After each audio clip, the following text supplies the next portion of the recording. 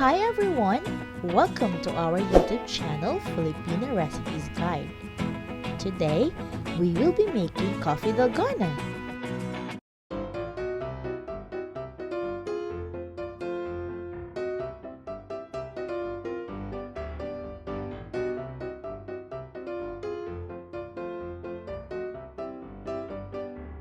What we need to prepare are the following: fresh milk, 3 tablespoons of dark coffee, 3 tablespoons of white sugar, 3 tablespoons of hot water, and then of course, ice cubes. Ngayon, simulan na natin gumawa ng masarap na coffee dalgona.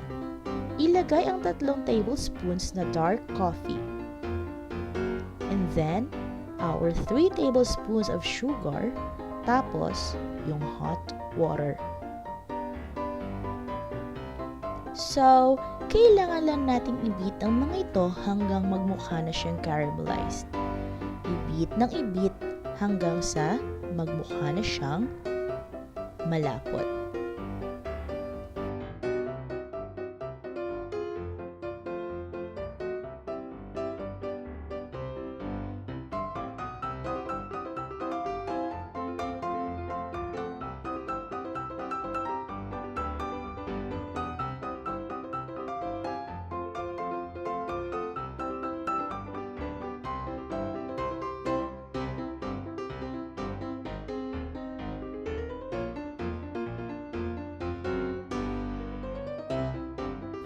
Let's put our ice cubes in a small container and let's add the fresh milk and top it with Dalgona coffee.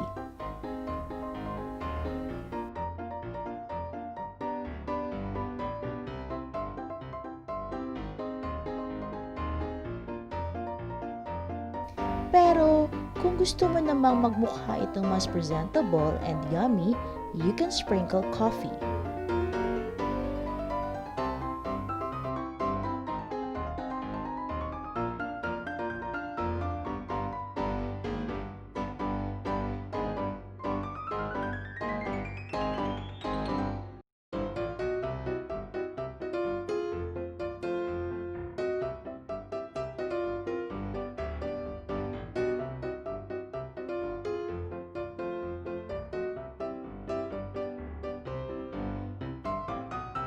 So, guys, if you learned something from this video, please like and press the bell button to subscribe.